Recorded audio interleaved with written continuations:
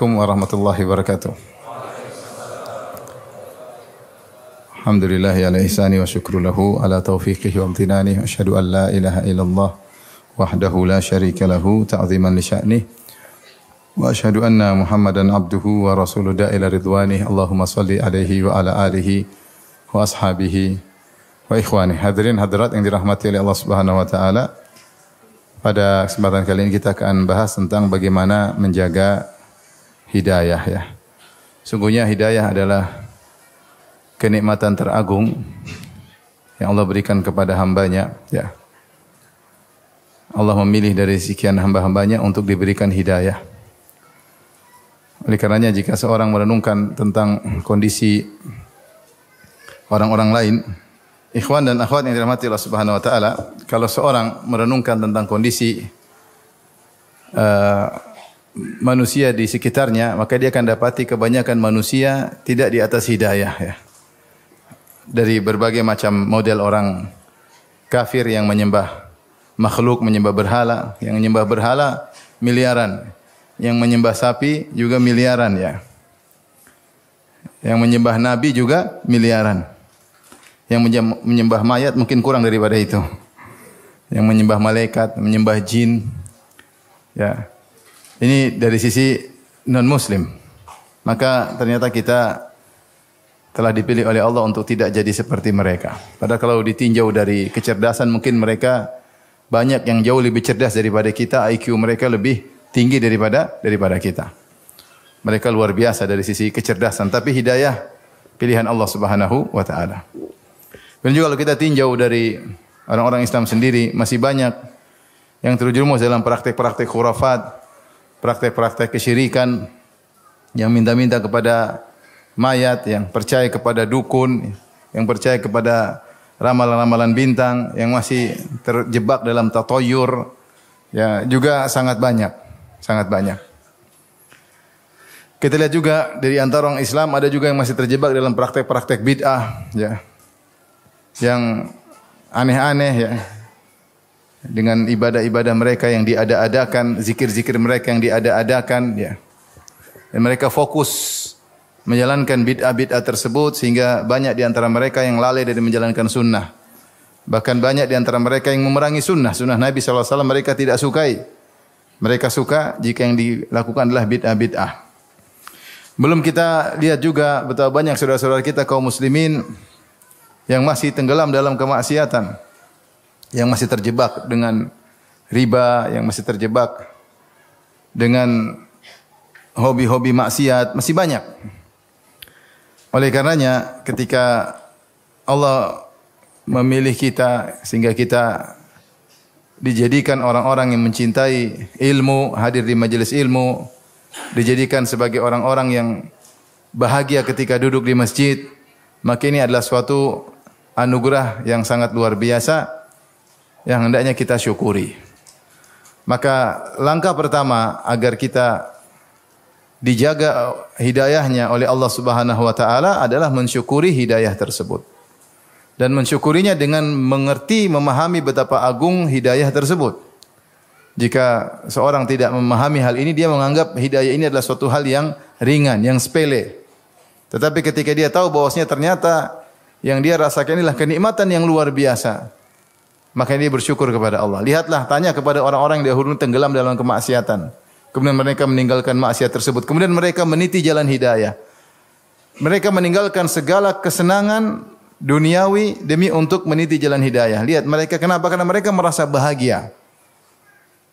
Mereka merasa bahagia sehingga mereka meninggalkan kemaksiatan dan mereka merasa bahagia dengan meniti jalan sunnah Nabi sallallahu alaihi wasallam. Sementara kita sekarang sudah berada di jalan tersebut. Maka hadirkan dalam diri kita ya tentang agungnya nikmat ini agar kita mensyukuri ya nikmat tersebut. Nah, kalau kita mensyukuri nikmat tersebut, maka ini salah satu ya sebab Allah akan mempertahankan nikmat tersebut. La in syakartum la azidannakum. Kalau kalian bersyukur, maka aku akan tambah. Maka aku akan tambah nikmat tersebut. Itu dipertahankan dan ditambah. Ini nikmat yang terbesar, nikmat Islam. betapa banyak orang-orang yang dari sisi duniawi sangat baik, sangat sosial, dermawan, ya. Tapi jika ternyata meninggal dalam kondisi musyrik, tidak ada faedahnya. Tidak ada faedahnya mereka di akhirat. Di dunia mereka mungkin diberi balasan oleh Allah di dunia, tapi di akhirat enggak ada faedahnya. Lihatlah Abu Thalib betapa baiknya kepada Nabi, luar biasa. Bukan cuma Nabi, dia bela Islam luar biasa. Ya. Lan yasiluka ilaika bi dharbatin hatta uwassada fit turabi dafina. Kata dia, mereka tidak akan bisa menyentuhmu wahai ponakanku. Mereka tidak bisa memukulmu sampai aku dikubur dalam tanah baru mereka bisa menyentuhmu. Ini mohon maaf lagi, anak lagi. Halo. Kita lagi kajian.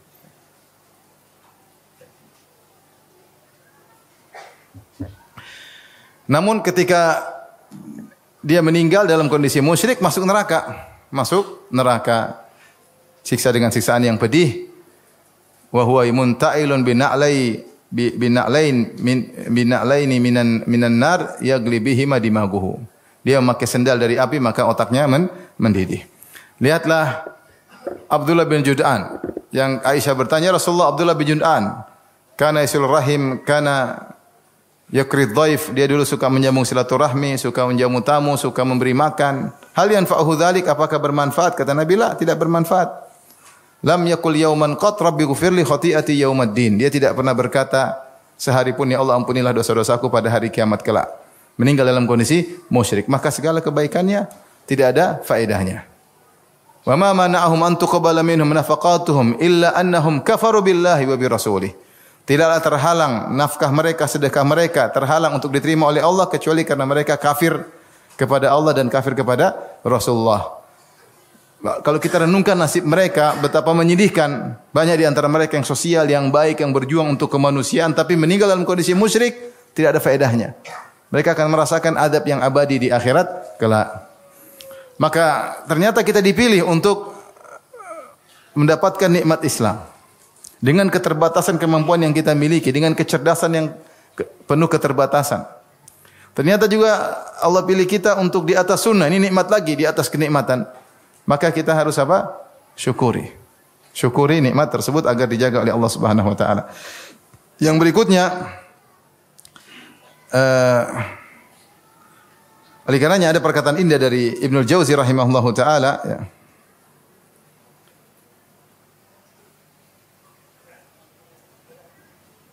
Dia mengatakan tafakkartu fi sababi hidayati man yahtadi wa intibahi man yatayaqqadhu. Kemudian beliau mengatakan, aku merenungkan tentang sebab hidayahnya orang yang mendapatkan hidayah dan orang yang sadar dari kelalaiannya. Beliau mengatakan fa wajadtu sababal akbar ikhtiyarul haqq azza wa jalla lidzalika syakhs. Maka aku dapati sebab utama adalah karena Allah memilih orang tersebut. Artinya banyak orang yang berusaha mencari petunjuk tidak mendapatkannya. Banyak orang diberi sebab-sebab untuk hidayah namun tidak meraihnya.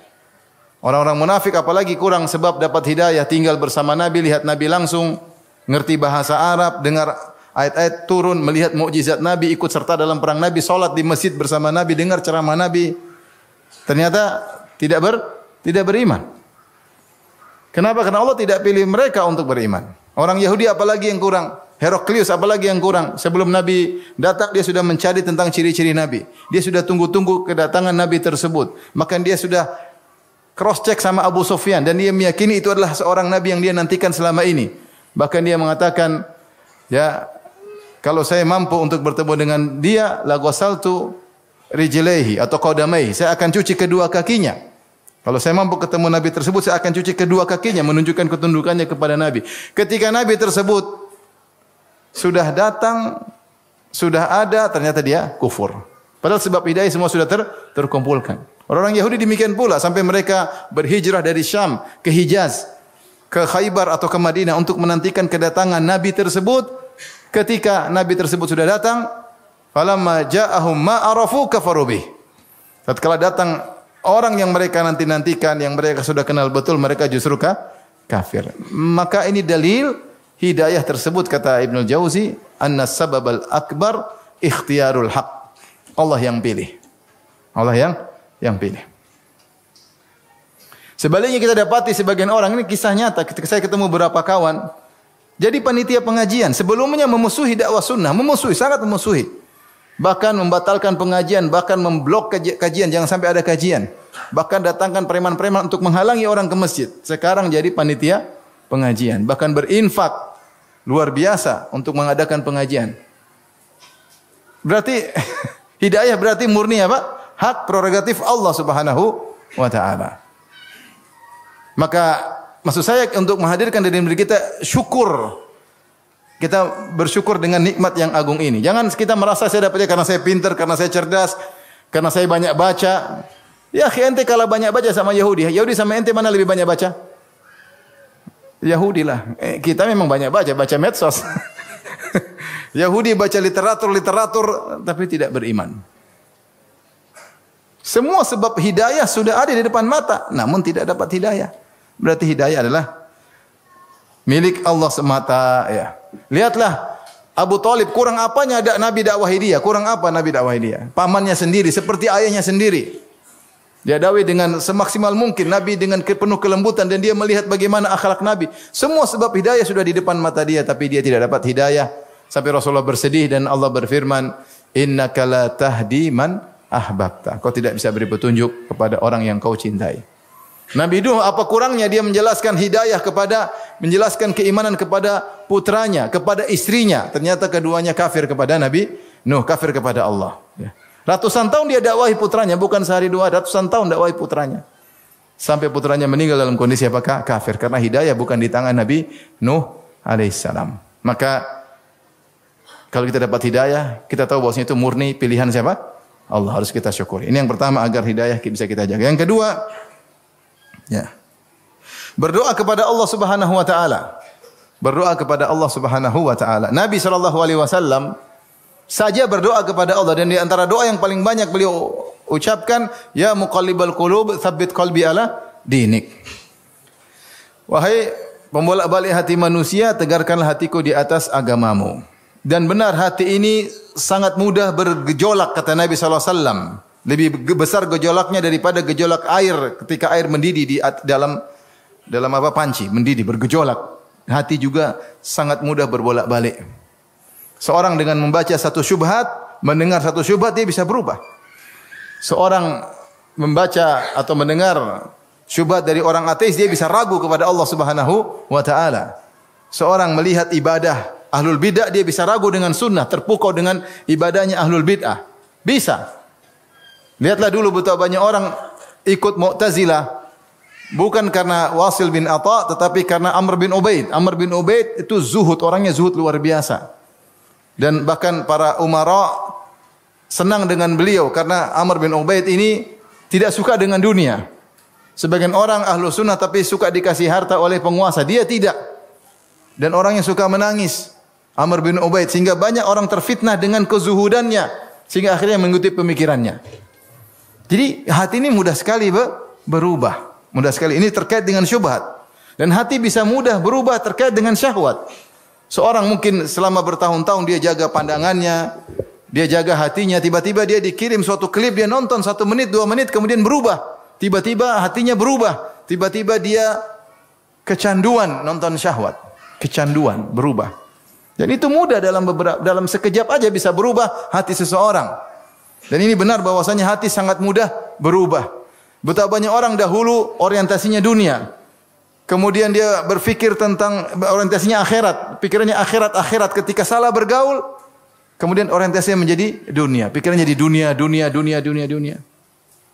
Hatinya berubah. Oleh karenanya benar Nabi ketika berdoa, ya muqallibal qulub, tsabbit qalbi ala dini, karena Nabi paling ngerti bahwasanya yang bisa membuat dia kokoh hanyalah Allah Subhanahu wa taala. Dia tidak pernah pede bahwasanya saya akan tegar. Dia tidak pernah pede sallallahu alaihi wasallam. Apalagi kita. Maka di antara doa yang paling banyak Nabi panjatkan, ya muqallibal qulub tsabbit qalbi ala dinik. Sampai ditanya sama istrinya, ya Rasulullah, kenapa engkau banyak sekali baca doa ini? Kata Nabi sallallahu alaihi wasallam, innal quluba baina usbu'aini min asabi'ir rahman yuqallibuha kaifa yasha. insya'a aqamaha wa insya'a azaghaha. Sungguhnya hati-hati manusia berada di antara dua jemari Allah. Allah bolak-balik yang Allah kehendaki. Jika Allah kehendaki, Allah istiqomahkan, Allah luruskan, dan jika Allah kehendaki, Allah simpangkan. Terserah Allah Subhanahu wa taala. Maka tidak ada jalan lain agar kita bisa menjaga hidayah kecuali dengan minta kepada Allah Subhanahu wa taala. Bahkan tadi kita dengar imam baca ayat, "Walaula an tsabbatnaka laqad kita tarkanu ilaihim syai'an qalila." Kalau bukan kami kokohkan engkau, sungguh engkau telah condong kepada mereka dengan syubhat yang disampaikan oleh orang musyrikin. Syai'an qalila, kau akan condong sedikit demi sedikit. Bahkan ketika disebutkan oleh sebagian ahli tafsir, ketika orang musyrikin datang kepada Nabi kasih ide-ide, bagaimana kalau kau dakwai saja orang kaya, orang miskin jangan dulu. Allah turunkan ayat untuk menegarkan Nabi. Kata Allah, "Wasbir nafsaka ma'al ladzina yad'una rabbahum bil ghadati wal 'ashyi." Sabarkanlah dirimu bersama orang-orang miskin yang mereka berdoa kepada Allah pagi dan petang. Yuriduna wajhah, ikhlas karena Allah Subhanahu wa taala. Ini di antara tafsiran yang mengatakan karena ada syubhat disampaikan kepada Nabi agar merubah metode dakwahnya. Dan ini menunjukkan bahwasanya hati sangat lemah, tidak akan tegar kecuali kalau Allah yang menegarkan. Oleh karenanya, begitu kebutuhan terhadap hidayah, kokoh di atas hidayah, sampai Allah menyuruh para malaikat.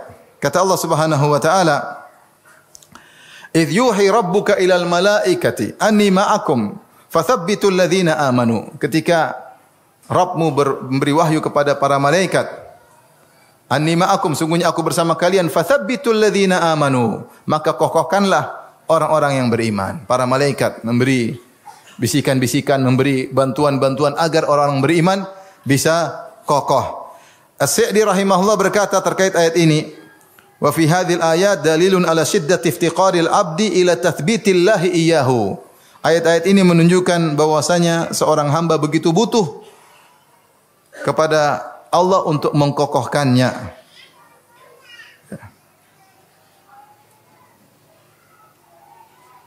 Wa annahu yanbaghi lahu, ya, intinya bahwasanya dia mengatakan seorang harus senantiasa butuh kepada Allah Subhanahu wa taala karena hati ini sangat mudah berubah. Oleh karenanya banyak berdoa kepada Allah Subhanahu wa taala agar Allah ya menjaga hidayah yang telah Allah berikan kepada kita. Di antara doa tersebut adalah minta tambahan hidayah. Rasulullah berdoa, "Allahumma nas'alukal huda wat tuqa wal afafa wal ghina." Ya Allah, aku mohon kepada Engkau hidayah. Ya. Nabi juga berdoa, "Wahdi qalbi." Ya Allah, beri hidayah kepada hatiku. Dan kita setiap hari baca ihdinas siratal mustaqim. Tunjukkanlah kami jalan yang hidayahkanlah kami kepada jalan yang benar. Dan kita selalu minta hidayah ya, agar bisa kokoh dan bisa bertambah. Agar bisa kokoh dan bisa bertambah. Kita selalu meniti hidayah. Masih banyak hidayah yang belum kita ketahui. Allah alhamdulillah telah berikan kita hidayah, tapi kita butuh tambahan hidayah. Hidayah yang sudah kita peroleh perlu dijaga dan kita butuh tambah hidayah-hidayah yang lain.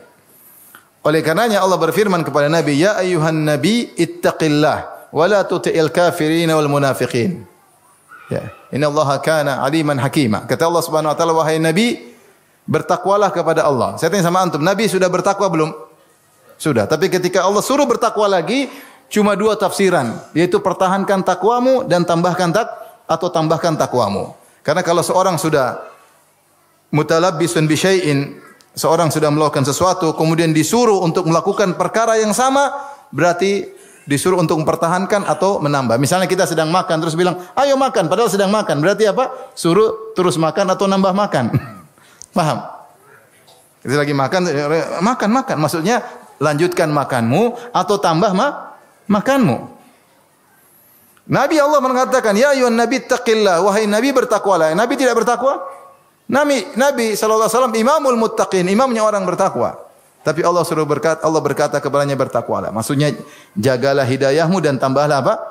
Hidayah, tambahlah takwamu. Ya ayyuhalladzina amanu aminu billahi, ya ayyuhalladzina amanu aminu bi rasulihi, aminu billahi wa rasulihi wal kitabil ladzi nazzala ala rasulihi wal kitabil ladzi anzala min qabl.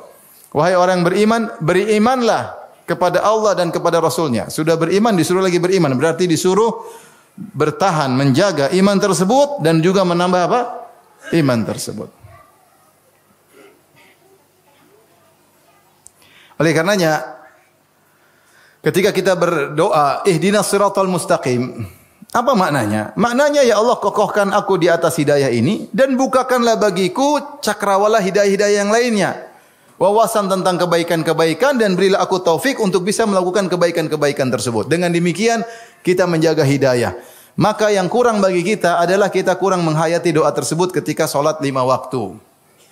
Ketika kita sampai pada bacaan ihdinas siratal mustaqim. Padahal kalau kita renungkan tentang surat Al-Fatihah, semuanya dibuka untuk mencapai pada doa tersebut.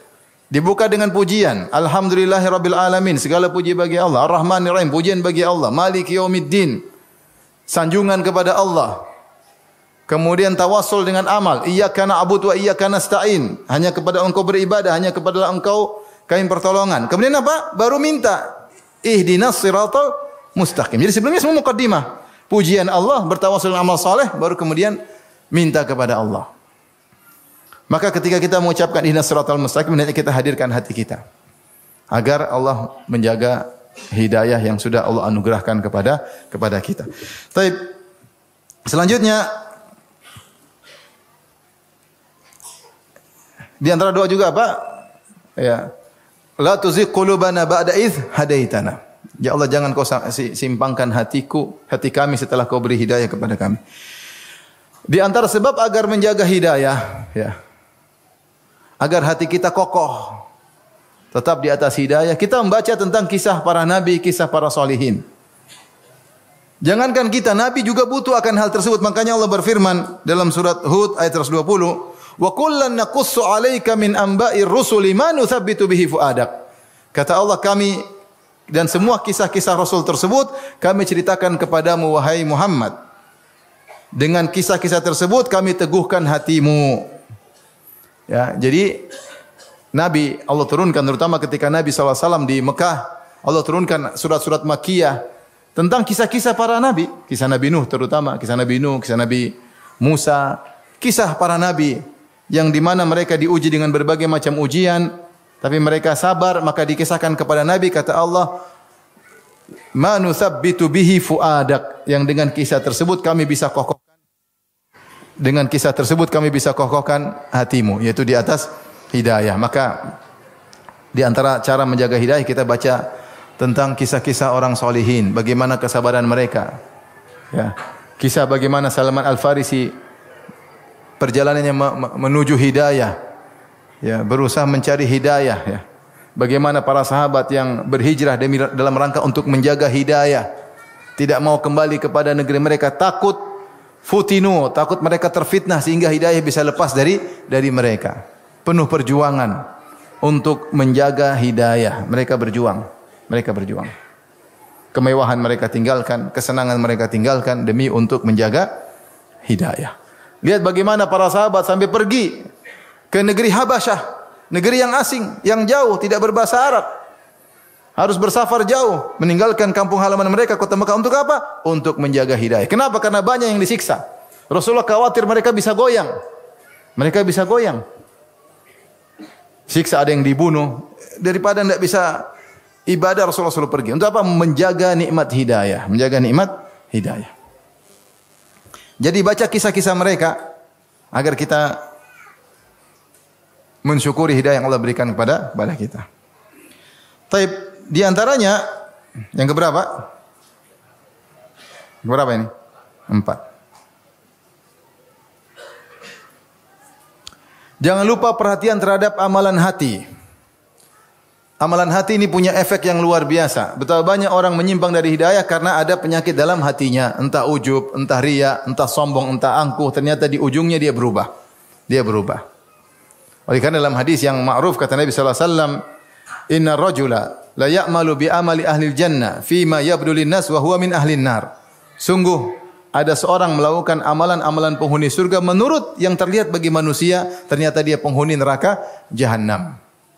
Menurut orang-orang lihat dia soleh, ternyata ada penyakit dalam hatinya. Karena kata Nabi, fi ma yabdu lin-nas.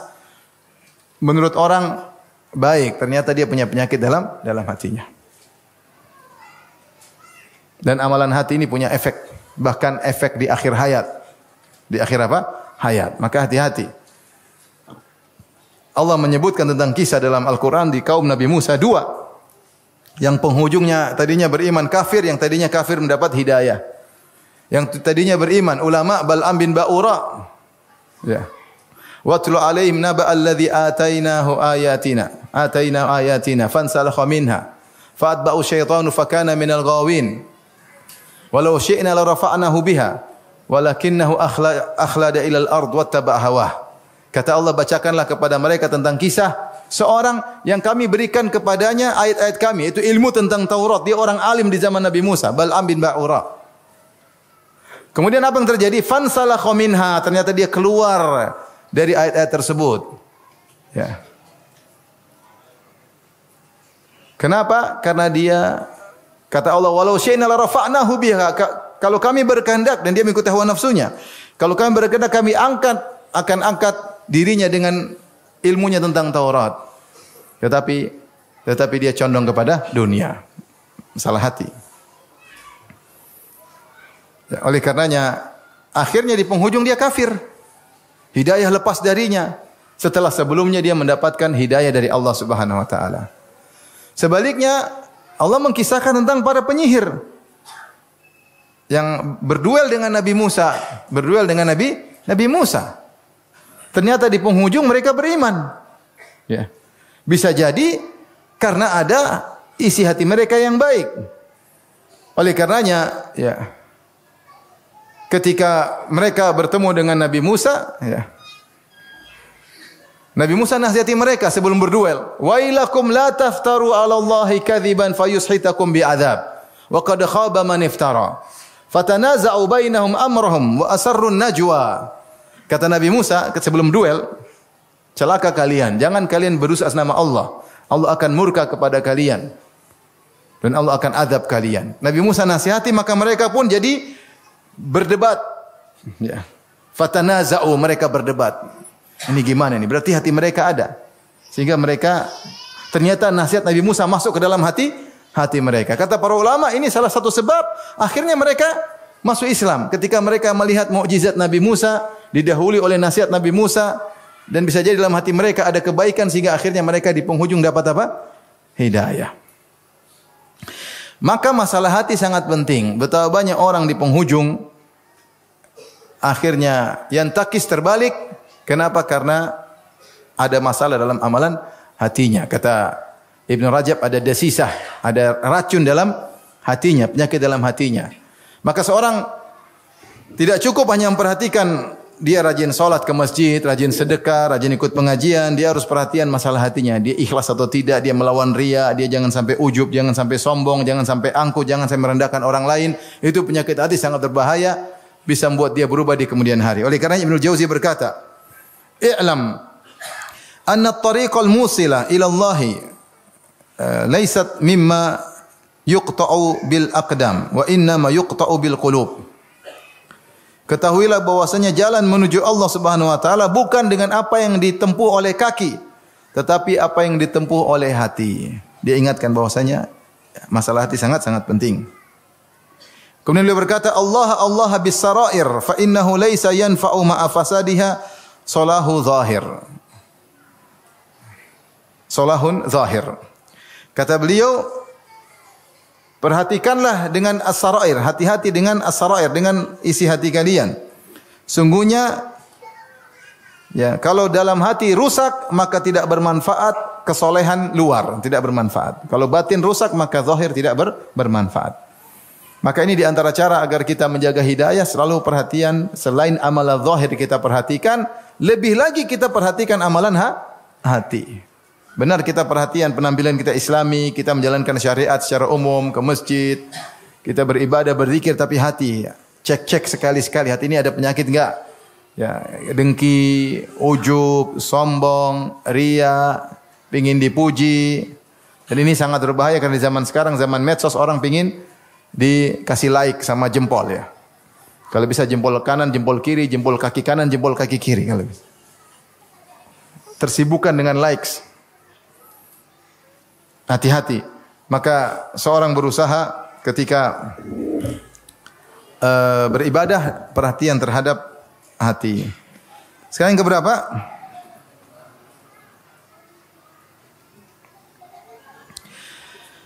Di antara sebab menjaga hidayah, bahwasanya kita perlu murajaah, yaitu dengan ikut pengajian. Ikut pengajian. Bukti menunjukkan bahwasanya orang yang selalu ikut pengajian tidak alpa, meskipun sepekan sekali atau seminggu, sebulan 2 kali misalnya, biasanya mereka ini bertahan di atas hidayah. Tetapi ini namanya mensyukuri hidayah, sehingga dia perlu murajaah, perlu diingatkan. Kita masuk di majelis, di masjid yang penuh berkah, rahmat Allah turun, ya, ketenangan turun, dipuji oleh Allah di hadapan para malaikat. Suasana keberkahan ini menjaga hidayah kita. Adapun sebagian orang yang mungkin ya terbuka dengan dunia, naik jabatannya, rezeki dibuka oleh Allah Subhanahu wa taala, kemudian dia mulai sibuk dengan dunia, mulai pengajian bolong-bolong, mulai jarang pengajian, lama-lama tidak ikut pengajian. Biasanya orang seperti ini akhirnya hidayahnya lepas sedikit demi sedikit. Maka apapun kesibukan kita berusaha untuk tetap hadir di majelis ilmu, majelis yang penuh keberkahan. Berusaha hadir di majelis ilmu. Jangan kita tinggalkan majelis ilmu. Alhamdulillah sekarang majelis ilmu banyak. Tinggal kita hadir. Kita bisa menata, pilih-pilih pelajaran apa yang mau kita pelajari. Majelis ilmu adalah zikrullah. Yang kata Nabi SAW, ad-dunya mal'unatun wa mal'unun ma fiha illa zikrullah wa mawalah wa alimun wa muta'allimun. Sungguhnya dunia itu terlaknat dan semua yang di atas dunia semua terlaknat kecuali yang merupakan zikrullah, mengingat Allah. Kemudian wa mawala, dan apa yang Allah cintai, dan orang yang alim dan orang yang belajar. Selama kita masih dalam hal ini, zikir kepada Allah, melakukan apa yang dicintai oleh Allah, kita mengajar dan belajar, maka kita bebas dari laknat tersebut. Oleh karenanya, di antara sebab utama agar kita terjaga hidayah, jangan lupa selalu ikut majelis ilmu. Majelis ilmu apa? Yang penting ada ustaz datang, kita hadiri. Mungkin tidak tiap hari ya. Karena kita banyak kerjaan. Seminggu sekali alhamdulillah. Lebih daripada itu alhamdulillah lagi ya. Selama kita ada waktu kosong, buat apa hidup ini? Belajar untuk belajar agama, mengenali hukum-hukum Allah. Mengenali fikih, hukum fikih, mengenali akidah. Dan itu menambah hidayah bagi kita. Bukan hanya menjaga, bahkan menambah hidayah dari Allah Subhanahu wa taala. Kemudian di antara saya lupa tadi, di antara sebab agar hidayah terjaga yaitu berusaha tidak terbuai dengan pujian orang lain. Karena dalam Sahih Bukhari ketika ada seorang memuji kawannya, maka Rasulullah mengatakan qata'tum unuka sahibikum, sungguhnya kalian telah mematahkan atau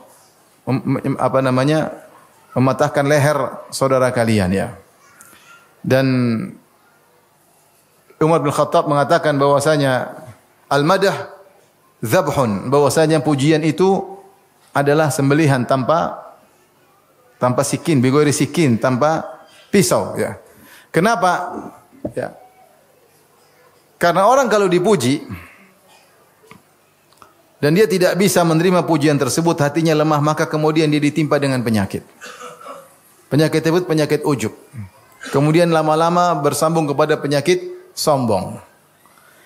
Maka kalau sudah ada benih-benih dalam diri kita, makan puji, kita harus lawan. Karena kalau kita sudah makan puji, suka dengan pujian, ini celaka, hidayah akan lepas. Hati kita bermasalah. Sudah senang pujian, akhirnya kita sibuk ingin dipuji. Cara sibuk ingin dipuji artinya kita selalu bikin konten-konten dalam rangka cari pujian. Casingnya seakan-akan dalam rangka berdakwah, tapi ternyata di balik itu kita ingin dipuji. Masing-masing meriksa dirinya masing-masing ya. Akhirnya kecanduan. Harus bikin supaya apa? Dipuji. Betapa banyak orang ahli bikin konten tapi dia ternyata ya tidak menjalankan konten yang dia sampaikan. Maka seorang hati-hati ketika dengar pujian, jangan dia terbawa dengan pujian tersebut. Maka para salaf mengajarkan jika kita dipuji, kalau ada yang puji ya, kalau enggak ada ya sudah. Kalau ada yang puji maka kita baca, kita berkata Allahumma la tu'akhidhni bima yaqulun waghfir lima la ya'lamun waj'alni khairan mimma yadhunnun. Ya Allah, jangan kau siksa aku atas pujian mereka. Dan ampunilah aku atas apa yang mereka tidak ketahui. Itu banyak dosa-dosaku mereka tidak ketahui, makanya mereka memujiku. Banyak kekuranganku. Waj'alni khairan mimma yadhunnun. Jadikanlah aku lebih baik daripada yang mereka persangkakan. Karena pujian itu berbahaya. Sampai Rasulullah mengatakan, ahlaktum. Kau telah membinasakan temanmu. Kau telah mematahkan lehernya. Kau telah mematahkan punggung saudaramu. Sampai Rasulullah mengatakan demikian. Ya. Kenapa? Karena kau merusak hatinya. Kau merusak hatinya. Tadinya dia ikhlas. Tadinya dia tulus. Tadinya dia tawadhu. Dia bisa berubah, hancur. Jadi makan puji. Suka pujian, menanti-nanti pujian. Ya. Akhirnya sibuk bikin konten-konten supaya dipuji. Ya. Jadilah dia kontainer. Tukang bikin konten ya. Tujuannya apa? Ingin dipuji. Hati-hati. Akhirnya kecanduan. Canduan. Oleh karenanya ini penyakit berbahaya. Kalau ada yang puji-puji kita bilang ya, langsung bilang tadi, ya Allah jangan kesiksa aku atas ucapan orang ini ya Allah. Ya Allah ampunilah aku atas apa yang dia tidak tahu tentang diriku. Jadikan lebih baik daripada yang dia persangkakan. Ya. Oleh karena kita juga jangan suka memuji sembarang orang. Ya. Kalau harus memuji maka kita mengatakan ahsibuhu kadzalik wallahu hasibuhu wala uzakki 'ala Allahi ahadan. Menurutku dia begitu dan Allah lebih tahu tentang dirinya. Aku tidak mau mendahului Allah dalam memuji seseorang. Tapi intinya hati-hati di antara hal yang bisa merusak hidayah atau menghilangkan hidayah, merubah hati seorang adalah karena pujian. Maka jangan coba-coba melakukan kegiatan yang kita menunggu pujian orang. Seperti di antaranya memamerkan amal soleh, hati-hati. Ya. Jangan kita spekulasi dengan hidayah ini. Allah sudah kasih hidayah, kita spekulasi bahaya. Bahaya. Kita bikin satu amal soleh, kemudian kita bikin konten, kita tunjukkan saya ini karena begini, untuk ini, untuk ini. Kenapa kok begitu? Niatnya untuk mencontohkan kepada kaum muslimin. Tayyib. Benar enggak? Hanya sekedar untuk beri contoh. Jangan-jangan di balik itu ada niat untuk dipuji. Hati-hati, jangan spekulasi. Jangan spekulasi ya.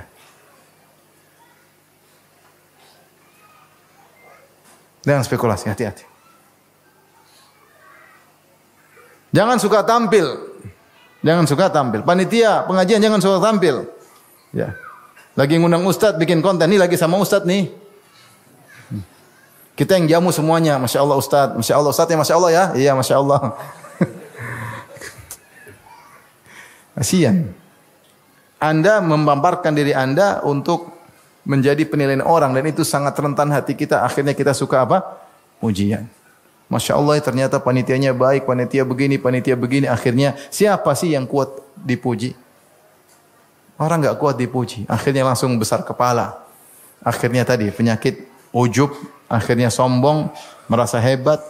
Ya. Tadinya tawadhu, kemudian hilang tawadhunya. Tadinya ikhlas tulus, akhirnya berubah jadi tukang cari pujian. Akhirnya hidayah terlepas sedikit demi sedikit. Taib. Berapa menit lagi azan?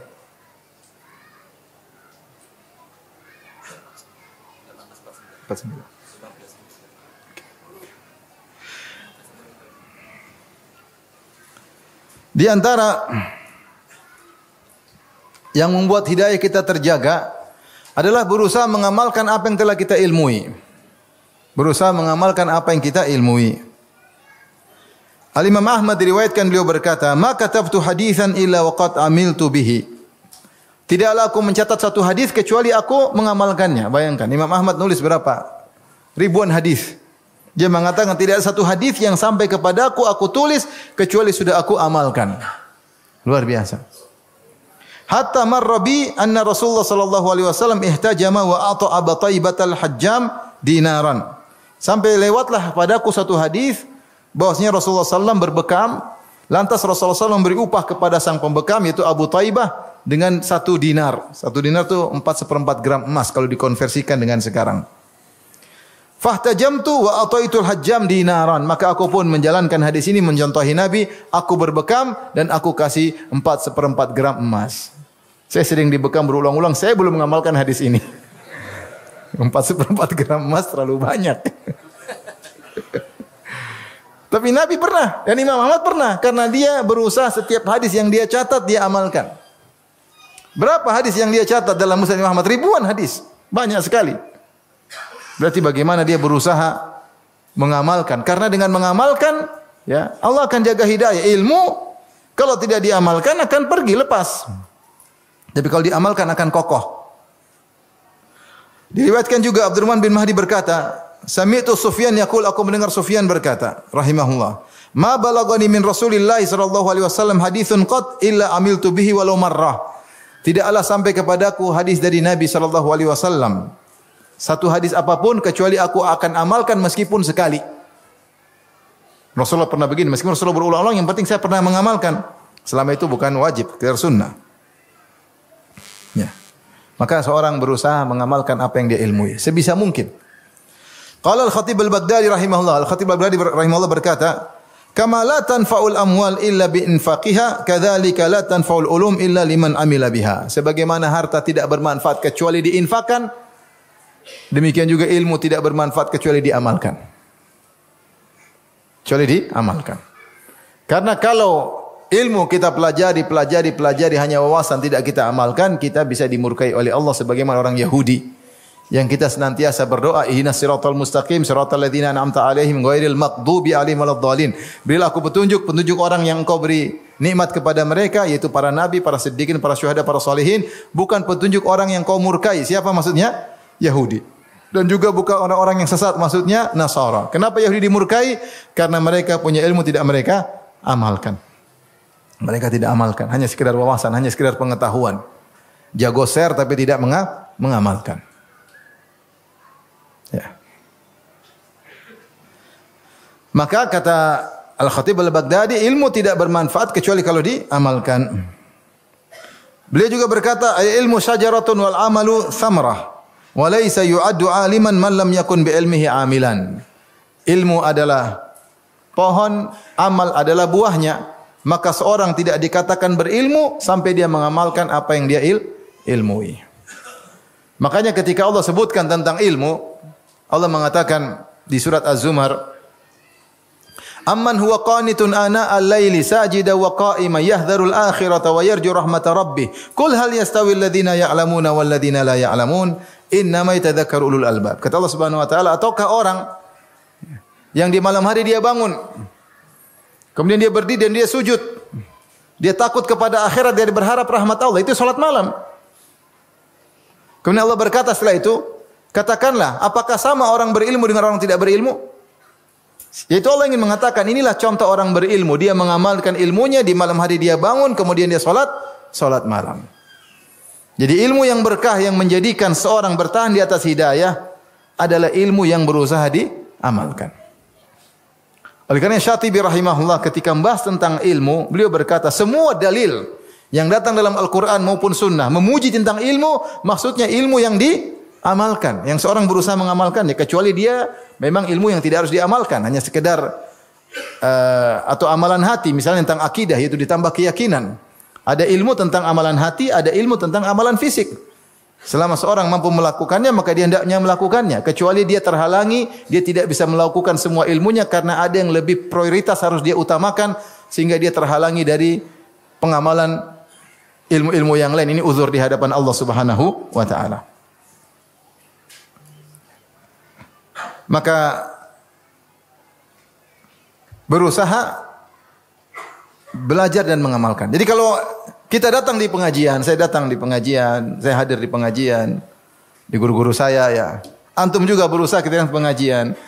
Luruskan niat, bukan cuma sekedar rame-rame, kumpul-kumpul, pengen lihat ustadznya, ngapain lihat-lihat ustadz? Mau selfie sama ustadz, ngapain?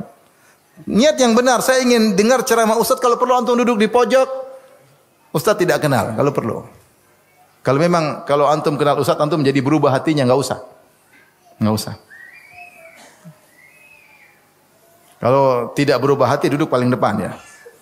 Dan kalau sekedar ingin dekat kemudian selfie, hati berubah ngapain? Antum datang pengajian untuk dengar ilmu, berusaha amalkan, minta kepada Allah, ya Allah, anugerahkan aku untuk bisa mengamalkan apa yang aku telah pahami. Bukan tidak sekaligus, tapi semampu kita. Fattaqullaha masata'tum, bertakwalah semampumu. Ini yang menjaga kita di atas hidayah. Tapi kalau kita hanya belajar tanpa mengamalkan maka bahaya. Makanya Rasulullah SAW bersabda tentang Al-Quran, Al-Quranu hujjatun lak au alaik. Al-Quran itu akan membelamu atau akan menyerangmu pada hari kiamat kelak. Jika diamalkan akan membelamu, jika kau tinggalkan akan menyerangmu, menjadi bumerang bagimu pada hari kiamat kelak. Kemudian di antara sebab utama untuk menjaga hidayah, jangan terlalu banyak spekulasi. Apa itu spekulasi dengan hidayah? Mukhatarah, yaitu dengan melihat yang tidak-tidak, mendengar yang tidak-tidak. Kalau tahu itu syubhat, tahu para ulama sudah mengatakan ini orang sesat, jangan coba-coba dengar perkataannya, jangan. Kita ini lemah, hati ini lemah. Dulu para salaf ketika datang ahlul bidah ingin menyampaikan sesuatu, dia tidak mau bicara. Biar izinkan saya bicara, kata dia, enggak. Satu kalimat, enggak, meskipun setengah saya enggak mau dengar. Enggak mau dengar. Dia sudah yakin dengan apa yang dia miliki, tidak mau dengar perkataan ahlul bidah. Sekarang kita hidup di zaman semua perkataan ahlul bidah, bahkan bukan ahlul bidah, orang kafir, ateis pun terakseskan. Hati bisa berubah. Hati bisa berubah. Sekarang banyak anak-anak muda yang kemudian ragu tentang Allah, banyak. Ragu tentang adanya Tuhan. Kenapa? Sok-sok mendengar perkataan orang-orang ateis. Sampai di antara mereka yang dikatakan kepada mereka, kau jangan sok pintar, coba dulu dengar. Coba dulu dengar perkataan itu, orang yang mengingkari Tuhan, kau jangan sok pintar dengar. Dia dengar, akhirnya dia ragu dengan Tuhan. Sementara iman dia kurang, sementara dalil dia dalam hatinya kurang. Begitu dengar perkataan orang ateis, terpengaruh. Mungkin dia tidak mengatakan saya ateis, tapi dia ragu Tuhan ada atau tidak. Dan itu sudah cukup untuk membuat dia keluar dari Islam. Ngeri. Makanya Rasulullah mengatakan akan datang fitnah kakita al-lail muzlim, seperti potongan-potongan gelapan yang sangat gelap. Yaitu membuat orang tidak ngerti, benar-benar tertutup mata. Yusbihur rajulu mu'minan wa yumsi kafiran. Ada seorang di pagi hari mukmin, di sore hari kafir. Saya bilang di zaman sekarang sangat mungkin. Sangat mungkin. Tadi pagi dia beriman, dia masih sholat ke masjid, kemudian siang hari dia dengar-dengar tentang syubhat, sore hari dia sudah ragu tentang Allah Subhanahu wa taala. Dan syubhat mereka banyak. Semua kesesatan ingin banyak pengikutnya. Emang orang ateis cuma diam-diam saja nongkrong di rumah? Enggak, dia juga sebarkan syubhat tentang ateis karena dia ingin banyak pengikut. Ahlu syarr, orang yang menyeru kepada keburukan juga ingin cari pengikut. Dan mereka sekarang punya sarana untuk berbicara, untuk menyampaikan. Nah, kalau kita tahu ini orang tidak benar, tidak usah kita dengar-dengar. Ngapain kita spekulasi? Hati ini sangat lemah. Ini terkait dengan syubhat. Terkait dengan syubhat. Demikian juga, jangan spekulasi tentang syahwat. Betapa banyak orang akhirnya rusak kembali gara-gara dia spekulasi dengan syahwat. Contoh, seorang sudah hidup berumah tangga nyaman, tentram, dulu masa lalunya buruk, kemudian dia nostalgia, dia cari tentang cewek lamanya.